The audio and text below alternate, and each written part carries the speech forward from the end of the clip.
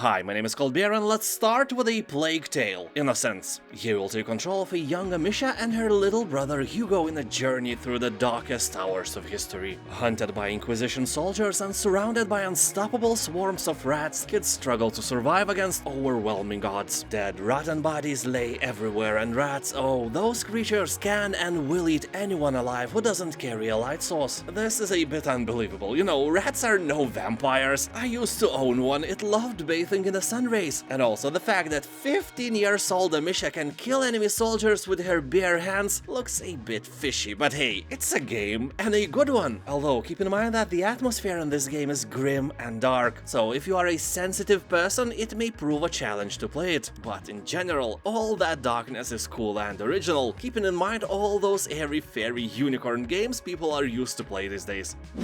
Red Dead Redemption 2. This game is expensive, even with a discount, but boy oh boy, it is good. This western is one of the most entertaining games I have ever played. Well, except those moments when you encounter a bear, then you just die. You know, like in any other game, bears are the worst. Ask anyone who played Ghost of Tsushima recently. So here you are, an outlaw on the run. With federal agents and the best bounty hunters in the nation massing on your heels, you and your gang must rob, steal, and fight your way across the rugged heartland of America in order to survive.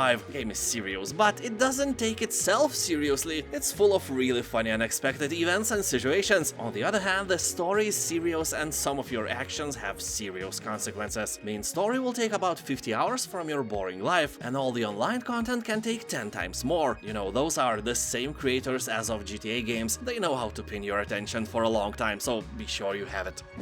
Hunt Showdown. The year is 1895 and you are a hunter tasked with eliminating the savage, nightmarish monsters that have infested the land. Play alone or in teams as you search for clues to help you track your target and compete against other hunters who are after the same reward. Kill and banish your target, collect the bounty, and then get ready for the showdown. Once the bounty is in your hands, every other hunter on the map will be after your prize. Game has very positive reviews and people on Steam are talking that this game reminds them of Escape from Tarkov. It's very addictive, although it has a really steep learning curve, and there is a huge chance that you will be shredded to bits by other more experienced players. Despite that, almost everyone is saying that this game is really addictive and super fun. Planet Zoo. Here you'll build your zoo and take care of the animals who all have their own specific needs, characteristics and stats. But be aware that many giraffes, lions, tapirs and chihuahuas will die before you realize what they actually need, how to feed them, how much of the free roam space they need, and so on. Okay, maybe there is no animal named Chihuahua in this game, or, you know, in any game to be fair. Maybe I just invented it, but if it existed in this game, it would definitely die a lot of times in your arms because you have no idea how to care for Chihuahua, don't you? Checkmate. Anyway, you can be sure that every animal here will show you that something is wrong with them by dying. So if you can't stand imaginary animals passing out the torch, just choose another game, and if you do, what is wrong with you? Nah, I'm kidding. This is a great game, and you are totally normal, you know, in a way. Forest. How strong are your balls? I guess this is not the question you hear every day, although if you do, you live in a weird place and you should literally get out of there. But this game will raise this question for you over and over again, because alongside the sandbox part, where you cut the trees, build cute houses, lay traps and free roam this beautiful world, there is a cannibal part of the game, where you have to defend yourself against a clan of genetic mutant enemies that have beliefs, families, morals, and that appear almost human. Nights are scary in the forest. You'll need tough ones. If you already played it, do you have some crazy stories from this game? Share them with us in the comment section. Let people who never played the forest understand the fun of it. Townscaper. What a beautiful game this is. Well, it's hard to call it a game, to be fair. There are no goals or gameplay, just plenty of building and plenty of beauty. That's it. As developers say, Townscaper is an experimental passion project, more of a toy than a game. Pick colors from the palette, plop down colored blocks of houses on the irregular grid, and watch Townscaper's underlying algorithm automatically turn those blocks into cute little houses, arches, stairways, bridges, and lush backyards. You can build your very own Coldbeergrad, Coldbeerville, or even whole Coldbeeristan here, and enjoy the amazing view. Game has overwhelmingly positive reviews, and I can see why.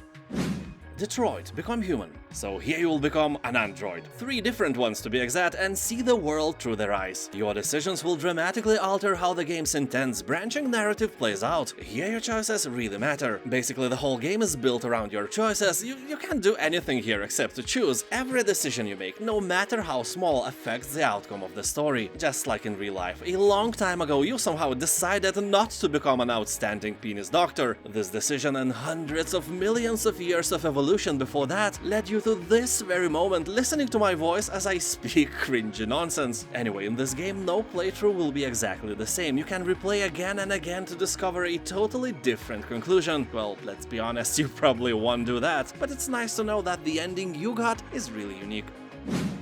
Darksiders Genesis. A great game if you have a friend or an offspring, so you can play together on a split-screen co-op mode. If you have no kids who could play with you, instead of watching this video, you know, they won't make by themselves. Well, I am kidding.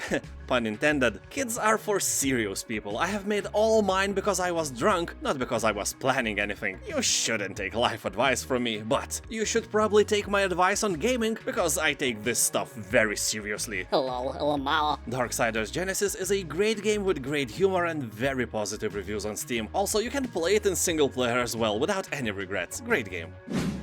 MudRunner. I usually don't play car games. You could probably tell that by the sheer amount of racing and driving videos in my channel. There isn't any. And in real life, I don't have a driving license, and I have never ever in my life even tried to drive a car, and I am almost 40 years old. I have no urge for that. We have excellent public transport in Lithuania, from buses and trains to Bolt and Uber, but somehow I play this game where you have to drive a heavy load truck through Siberia, and I like it. This game is very different from anything that involves cars. This is Dark Souls of driving. MudRunner is a torture, and by torture I mean that this is a puzzle game. You probably never thought about it like that, but hey, every mission is a puzzle you have to solve. It's really hard, you often fail, your truck is stuck, it happens so often that it even rhymes, and you have to restart the whole mission over and over again. But when you finally solve one puzzle and successfully deliver the goods, you are up for the next challenge, and then the next one. And when you finish this game, keep in mind that there is one more called the SnowRunner, so plenty of torture for you.